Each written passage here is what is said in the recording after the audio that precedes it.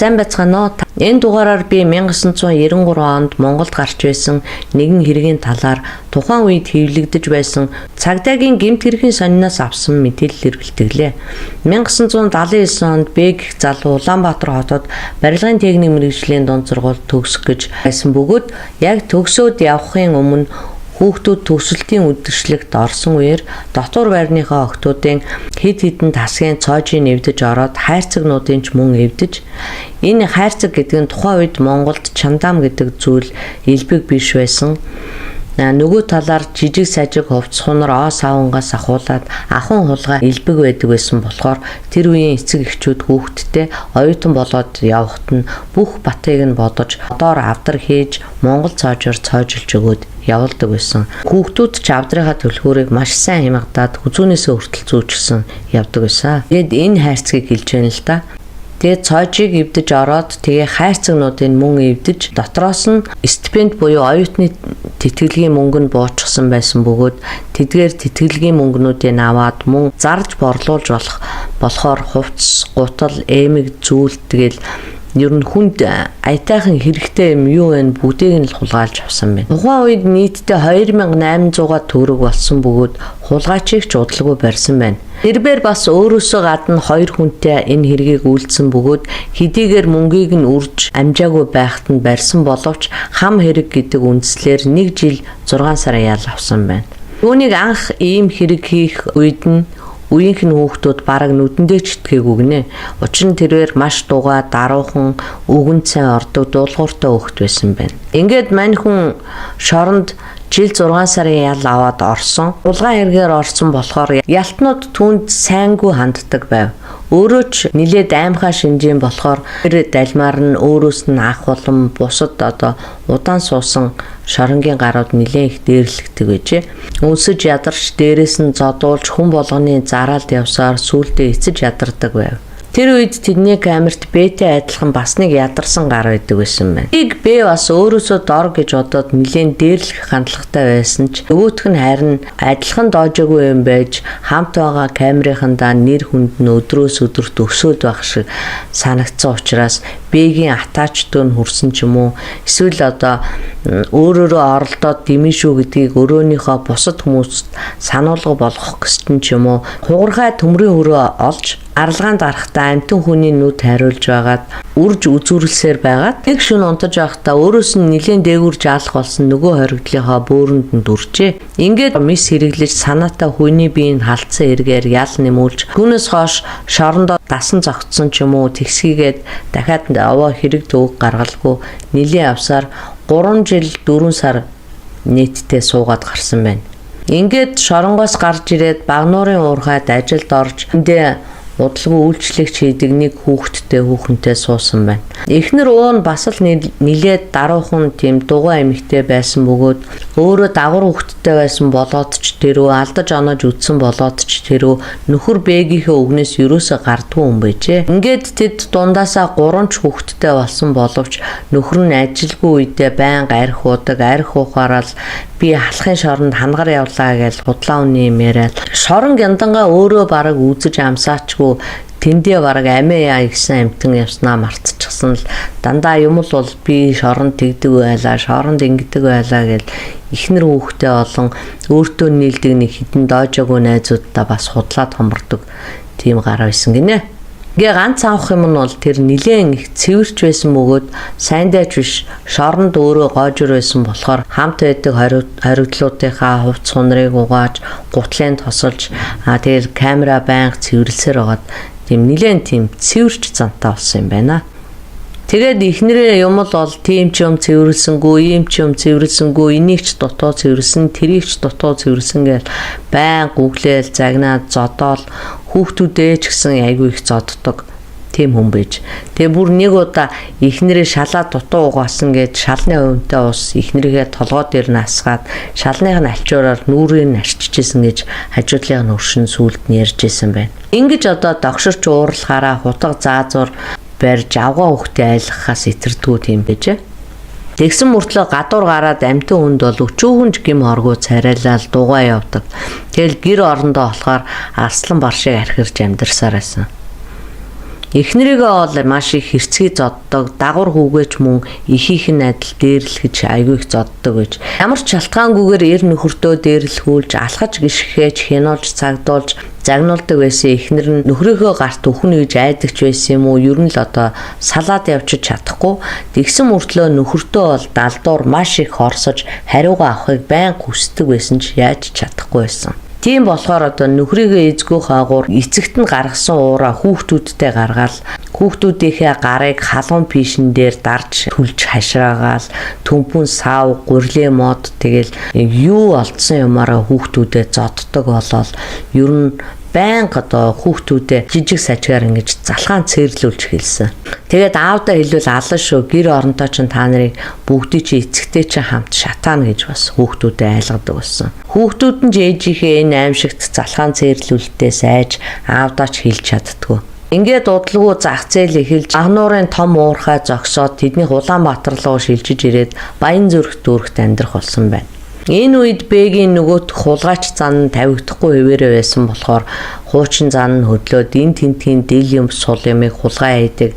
Тэгээ 3 хүүхэдтэй ч мөн хулгай арга зааж ийш нь тийш нь хулгай хийлгэхээр явуулж тэгээ хоосон ирэх юм бол хоёулаа нийлж агаад зодож жанчдаг байсан байна. Тэгээ баг хүүхэд нь бол нэлээд 4-5 настай байсан бол баг хүүхдээ үлдээгээд том 3 хүүхдээ одоо ингээд хулгай хийлгэхээр ийш нь тийш нь явуулдаг гэж.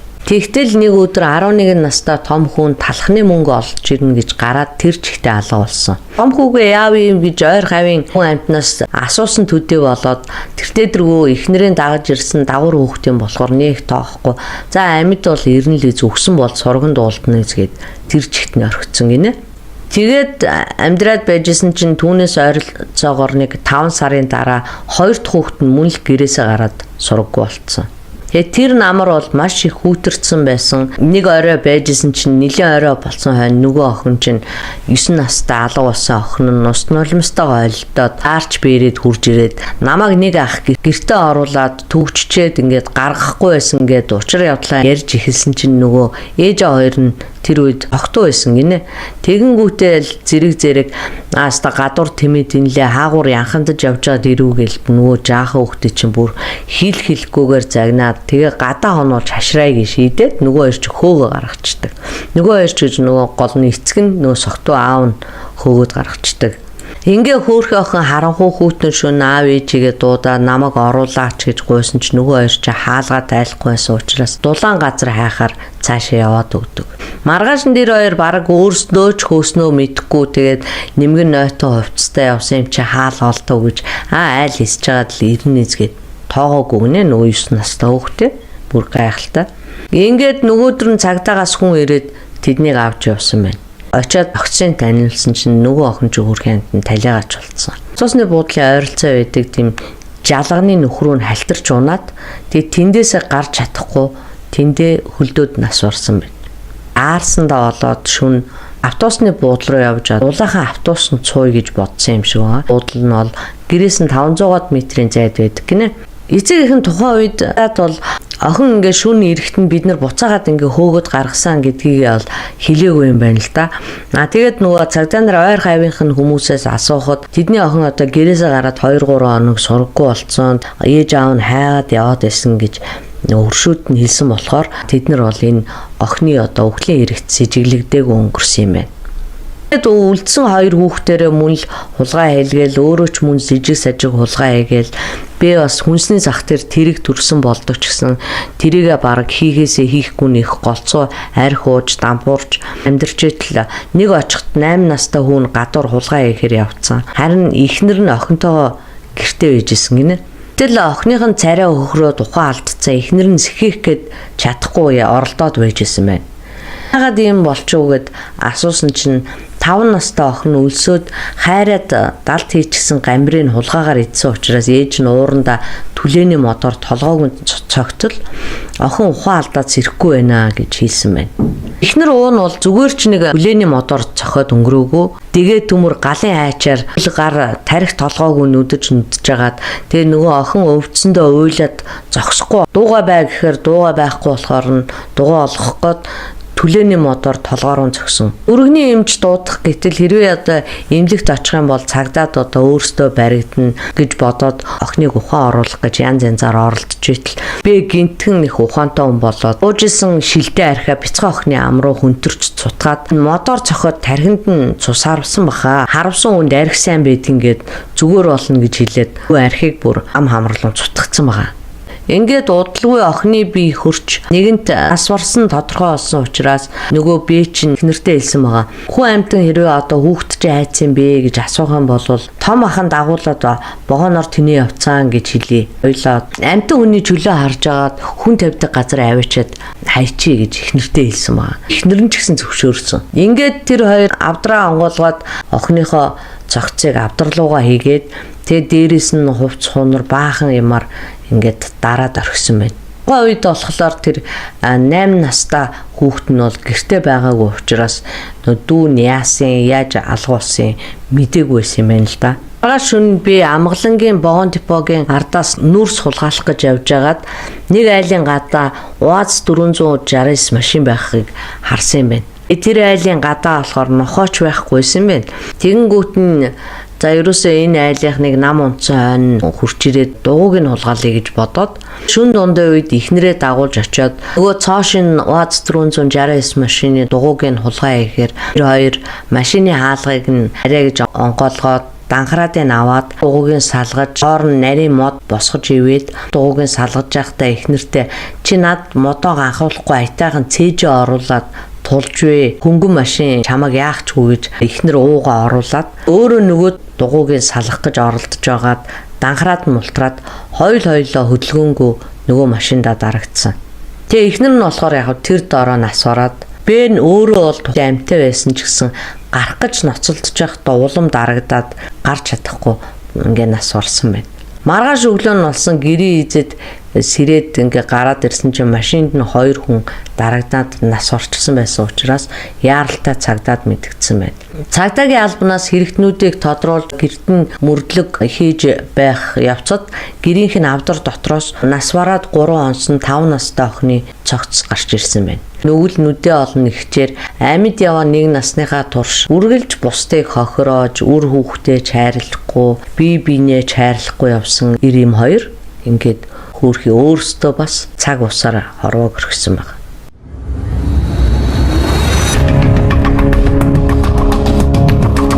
Хэрэгтэн хээгч нь 1977 онд Баян хонгор аймагт төрсөн бөгөөд түүнийг 14 настай байхад нь тэднийх Улаанбаатарт шилжиж иржээ. Хэн баг байхаасаа маш их дугай чимээгүй хүүхэд байсан бөгөөд доороо 2 дүүтэй хойд эцэг болон ээж дүүнрээ хамт Баян зүрхт төрөхт цөөн малтай айл байжээ. Тэр үед Улаанбаатарын хүн ам одоогийнх шиг их байгаагүй учраас хотын захын дүүргүүдэд малтай айл улноороо байдаг байлаа. Хойд эцэг эм нь бас тэр үедээ Аранга, Булган, Өвранга гэх аймагуудаар явж мал хулгай ээж ядалж зардаг, адуу мал наашин цаашин туудаг, ер нь бол орчин цагийн шилийн сайн эр маягийн малын улгаач нөхөр байсан байна. Тэрхийг бас нилээ уудаг, уухаараа агсан согтуу тавьж хавь ойрынхоо хүмүүсийг дээрлэгдэг. Согтуугаар хүүхдүүдийнхаа нүдэн дээр ихнэрээ өчнөддөг байж.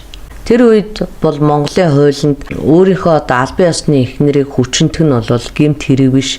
Түгээрч зогсохгүй гэр дотроо үйлдсэн бол гэр бүлийн дотоод асуудал гэж үздэг байсан учраас гэрийнхэн тухайн үед цагдаад гомдол гаргаачгүй, цагдаа нар тэр талаар мэдээчгүй. Тэгээд ч одоо тухайн үед гар утас гэх мэт орчин үеийн технологи хөгжөөгүй байсан болохоор хотын захад байдаг айлуудад утастай ч айл нүднийг юм. Энэ байдал нь өсвөр насны хүүгийн сэтгэл санаанд мэдээж тодорхой хэмжээгээр нөлөөсөн байх л да. Дээрээс нь хойд эцгийнх нь байнгын зодуур дарамт их байсан учраас хүүд маш хэцүү байжээ. Хэдийгээр нас бий төрч 17-8 нас хүрсэн боловч угаасаа удаа ойлгоцтой бүрэг зантай учраас хүн амьтантай ч нийлээд байдгүй. Багаасаа бол эмээ өвүүдэрээ байж агаад тэднийг нас барсны дараа хойд эцэг болон ээж дүү нартайгаа амьдрахаар ирсэн учраас тэдэнтэйгээ ч бас сайн ойлголцдгүй хүүхэд байсан гэж. Ихэнх цагтаа бол ингээд ганцаардаад ерөнхийдөө тийм зожиг гэрээсээ холдож хотын төв рүү ч орж үзээгүй. Тэгээ тэрүүхээ хавьда цөөн хідэн хүний бараа хараад хоол ундыг хийдлээ. Нэг тэрүүгээд өчөөхөн зүйлээс болоод хойд аав нь бол чулуу, тоосго, төмөр тэл юу таарлцснараа зодож нүддэг. Тийм болохоор одоо хойд эцгийнхээ хараанаас хол байхын тулд хонь өхрөө аваад уул хадаар явж байгаа л эрхийг илүүд үздэг байсан байна. Уг хэрэг болохоос хэд хоногийн өмнө хээ уулан дээр хонио харж явж байгаад аман цангаад байсан учраас авч явсан нэгэн бетонтой хүүтэй харцаагаа дүүргэж ирэхээр гэрлүүгээ алхаад ирсэн юм байна. Гэтэл хойд эцэг нь галынх нь амбарт хажуудлынхаа айлын авгаатай ингэр зөрүүлж явахтаа тааралдсан юм байна. Амбараас хөргөөс нь харцаа авах гэж орсон хээ тэндээ зогсоод тэдний үйлдэлийг бол дуустал нь харсан. Ингээд ууг явдал хэд хоног нөгөө залуугийн чинь санаанаас нь гарахгүй заавал ямар нэг хүнтэй ингэр зөрүүлж үзмээр санагдаад байсан байгаа. Гэвч одоо хинтээ унтах уу, хинтээ ингэр зөрүүлэх үү гэдгээ бол тухайн үедээ мэдэхгүй. Ямар ч байсан л одоо тэр тарих толгоонд нэг тийм сэрэл мэдрэмж төрчөөд яваад байсан байна л да. Ядж байхад тэр хавьд нь бас танилцаж дотносчоор тийм охтууд, хүүхнүүд, үеийнх нь улсууд цөөн байсан юм байна. Хэрвээ байсан байлаа ч гэсэн хээ бол тэдэнтэй танилцаж яаж ярилцах учраач олж чадхааргүй, ер нь өөртөө айгүй ихтгэлгүй аимхаа, сул дорой байсан учраас тэрийгэ бодоод л яваад байсан. Гэтэл нэг өдөр хонио аваад шар хадны цаад руу даваад нилээн цаана нэг даван дээр эмэгтэй хүн сууж харагдсан гин.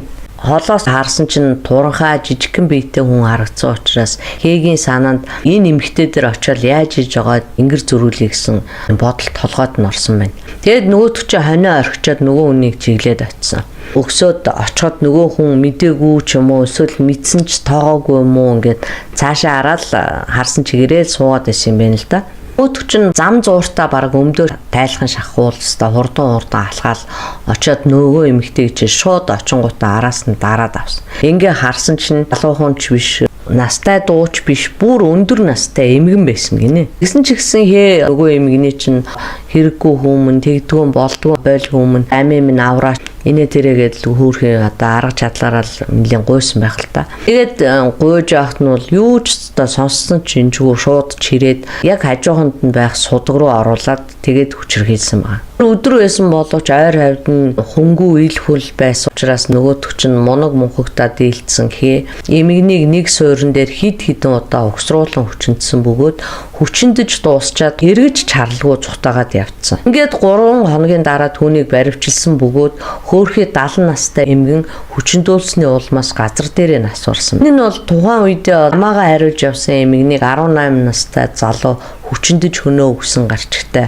тухайн үеийн хэвлэлд бас нэлээд шууган дэгдэж байсан. Ер нь бол 70, 80, 90-ад оны ихээр бол Монгол улсад насжилт бол маш бага байсан учраас 70 настай хүн гэдэг бол одоогийн бол 80, 90-ад насны хүн шиг харагдахаар байсан.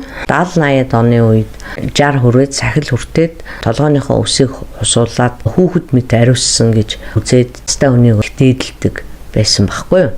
Тийм болохоор тухайн үеийн одоо 70 гаруй настай хүн гэдэг бол маш өндөр настай. Тэгтээ одоо тухайн талигаач хүчндүүлснээсээ болоод нас орсон уу? Эсвэл хүчндүүлэх явцдаа даралт нь ихсэх, зүрхэн хаагдах, амьсгал нь боогдох зэрэг дагвар хүндрэлүүдээс болоод нас орсон уу гэдэг талаар бол хариуцсан мэдээлэл гаргаагүй. Мэдээж одоо өндөр настай тэр хүний одоо нэрийг хүндэтгэх, үлдэж байгаа үр хүүхдийн нэр төрийн нэвтэхгүй гэж бодсон үндсэн дээрээс тэр мэдээллийг нэлийн дуйлан болголгүй одоо тэгсгийгээд намжааж байсан. Ингээд одоо харанхуй мунхаг хойд эцгийнхээ үйлдэлийг өөрийнхөө нүдээр дасал болтлоо харж өссөн. Тэгээд өөрөө ч одоо бас жоох ухаан муутай. Уул нь бол эмээ өвүүдээр өссөн гэдэг байгаа шүү дээ. Тэгсэн мөртлөө одоо ээж хүний хүчинд нь гэдэг чинь бол хичнээн ухаан муутай байсан ч гэсэн мэдрэл муутай л биш бол хэвийн хүнээс бол гарахааргүй тийм муухай бузар үйлдэл. Хүчингийн эрэг 10-аас 15 жил орчмын ял авдаг байсан юм уу да.